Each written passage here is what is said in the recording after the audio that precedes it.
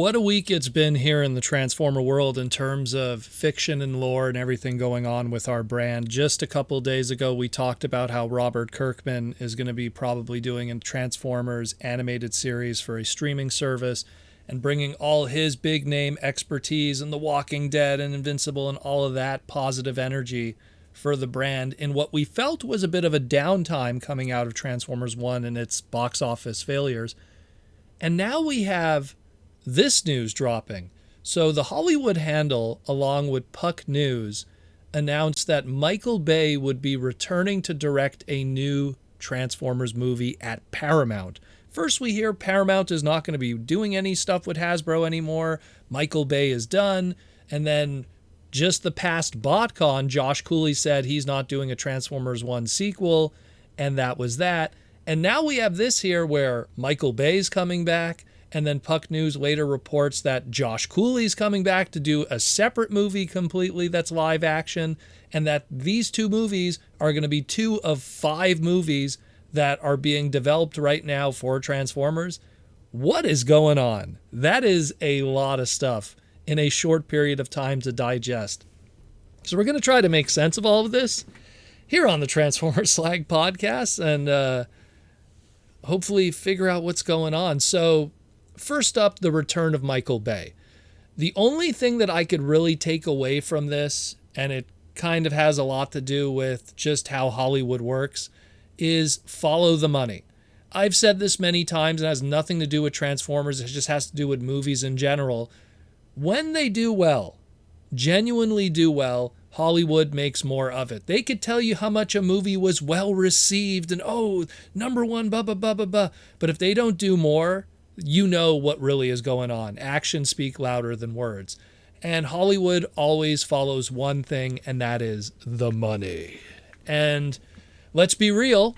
I'll put it up on the screen. When Michael Bay, in general, is doing a Transformers movie, it brings profit. Now, there's a whole lot of other factors that led to that profit, it being fresh, it being new. Fatigue obviously settled in by the time you got to the last night. You could see how we go from the greens into the yellows, and the yellows are just breaking even when it's all said and done after, advertising and everything. But it's something where, in general, when Michael was associated with these movies and they were live action movies, there was success associated with them on a box office standpoint. Toy sales, everything else, if it's even a good movie to begin with, that's a whole other thing. Hasbro and Paramount and Hollywood cares about one thing, and that's the money. So that's what happens with Michael. When you look at the other movies that weren't Michael Bay, whether it be, let's say, the Travis Knight Bumblebee movie or the Rise of the Beasts Stephen Caple Jr. movie, those were ones that broke even after everything was said and done. Hollywood doesn't like breaking even. They want to make money, let alone on the backside of it of toy sales not doing well, licensing not doing well, and everything like that too. So it's something where they saw that they tried with Travis Knight. It broke even. They tried with Stephen Caple Jr. It broke even. 2 guys that came off of other movies that were very critically acclaimed and successful. So it's something that they tried with these new directors. It didn't work. And then when they did Transformers 1 with Josh Cooley, we lost money. So it's something that, and again, regardless if you love these movies or not. I mean, I love Transformers 1, but we're going to talk the money here. I think that they're also looking at what's been happening with Bay in terms of recent. So what has Michael Bay been doing since the last time he directed a Transformers movie? So he did The Last Knight in 2017. During that 2-year stint, he was working on a new movie called Six Underground. That was a Netflix exclusive movie.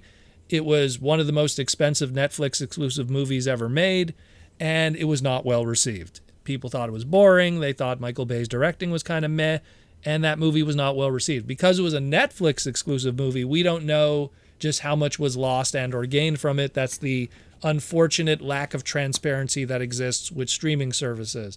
All we knew, it cost $150 million to make this movie. Then he went again 2 years or so after that. He did the movie Ambulance with Jake Gyllenhaal, had a budget of $40 million, and even it being only $40 million of a budget, it only had a box office of $52 million. So it lost a ton of money and again was not received well, and people didn't like Michael Bay's directing. So once again, didn't look well for Mr. Bay. He took a step back, he took a breather, and he thought, you know what, I'm going to kind of step away from these movies and big budget kind of stuff. And he went on to do a documentary instead in 2025, just recently, called We Are Storers. And the We Are Storers movie was a documentary about parkour and free running athletes. And somehow this movie, which debuted at the South by Southwest TV and Film Festival, was extremely well received by audiences. And it seemed like Michael found his niche. He found his thing. Oh, maybe I should do more documentaries. And there was all this positive vibe. It was probably the most positive directing he has ever gotten for any movie he's ever done. And that includes Armageddon, Bad Boys, and even the first Transformers movie. People loved his documentary stuff. And I guess somehow with that recent buzz, along with the Robert Kirkman thing going on, I think maybe Hasbro and Paramount went, hey, maybe we'll bring him back. Maybe we could do something good. But once again, they're forgetting that this movie that was successful on a critical level for Michael Bay was a documentary about athletes. This is a movie about giant robots having a civil war over millions of years, while you force in human characters that are going to run around and try to tell their story, which always falls flat, in my opinion, when it comes to these live action movies in general. I know people could argue, Sam's journey and everything in the first movie, but I get, in the grander scheme of things, what we want, what moves product, what sells toys, and it's not Sam Witwicky figures, So it's something that they want to bring back Michael. And they're going to bring back Michael. It's like the beginning. Break glass in case of emergency. Transformers 1 didn't do well. We have this Robert Kirkman thing coming that could possibly bring some positive vibes. Break glass, bring out Michael. Let's do another movie. Let's see what happens. Hey, maybe it'll work out. Maybe it'll be just another Michael Bay boring slop that'll make billions of dollars. And that'll be that. It's very hard to say. It's very hard to say. I'll be transparent with you. I love the first Michael Bay movie, but it had a lot of Spielberg influence and writing and everything like that, and pacing and storytelling. That's why that first movie has a good beginning, middle, and end. It's not a very great Transformers movie. Transformers really are a small percentage of that, but it's a good movie. A very, boy in his car kind of thing. Revenge of the Fallen, Dark of the Moon, Age of Extinction, The Last Night. Hot take. I know there's people in the fandom that love those movies, specifically Dark of the Moon. I don't think they're very good movies. I think that in terms of them being Transformer movies, they're kind of okay at best, but they're not very good movies.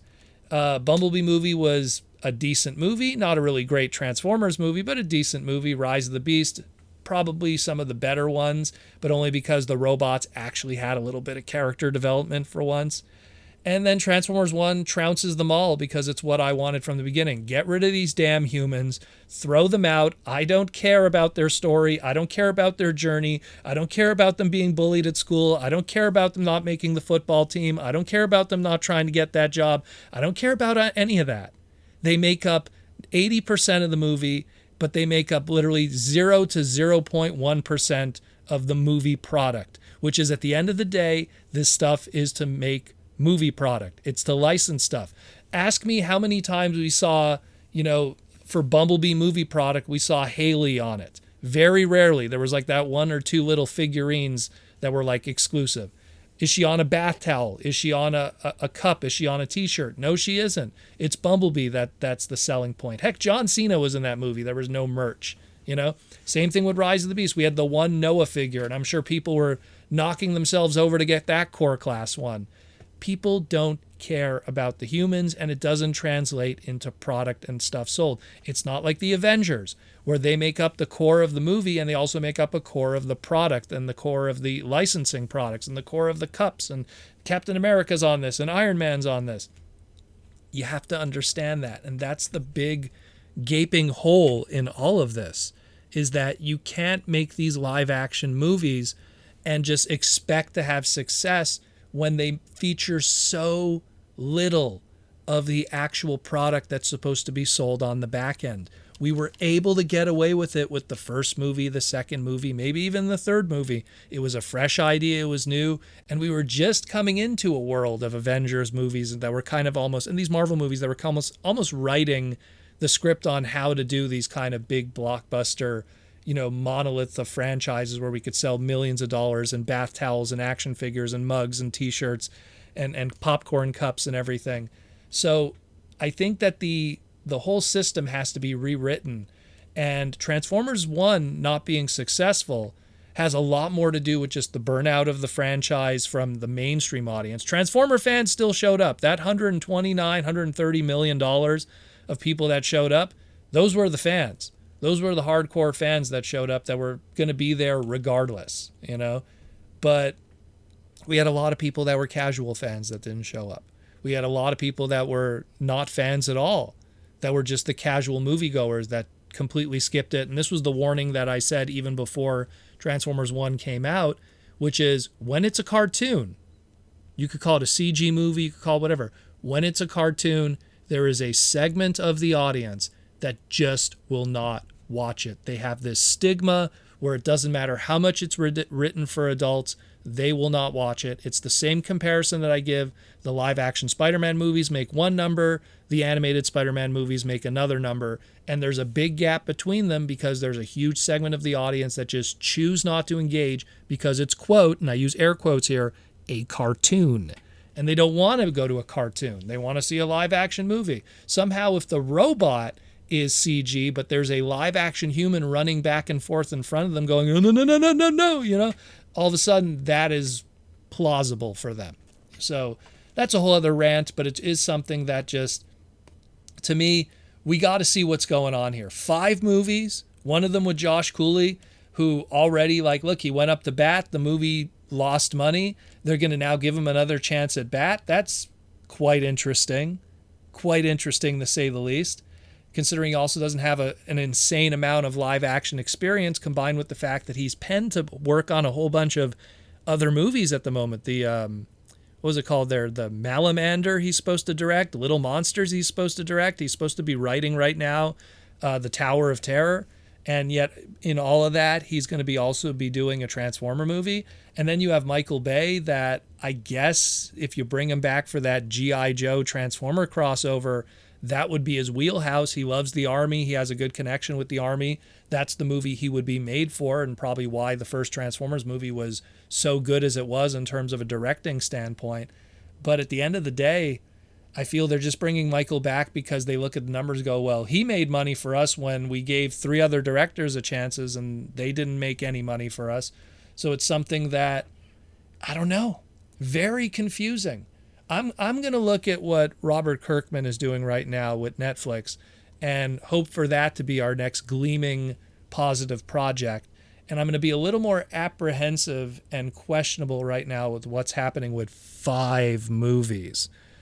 Ooh, that is, I don't know. That is a lot. That is a lot to start up front with, to get excited about.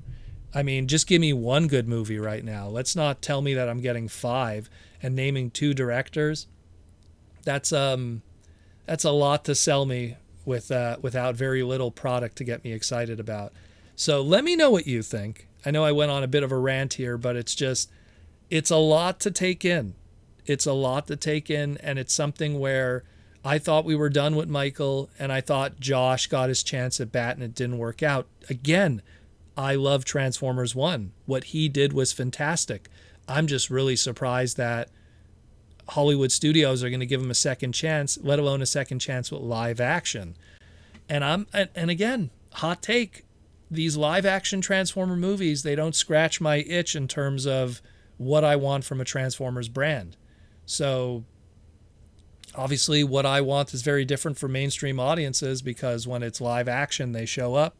When it's a cartoon, they don't. As much as people love anime, it's still a minority when it comes to the mainstream audiences. You need to get that 50-year-old Midwest mom to somehow convince her to go see this live action movie. when she would have never watched a Dragon Ball movie that has millions and millions and millions of fans all over the world. So that's always been the difficulty. And that Midwest mom, she went to see those Michael Bay movies, but she didn't see Transformers 1. So let's see if we could win this over. Let's see if we could figure this out. And I don't know, let's try to stay positive, but it's really tough to figure out what's going on here. All I feel like at the beginning of this segment, I think Hasbro and Paramount are just break glass in case of emergency, and it's Michael Bay behind it.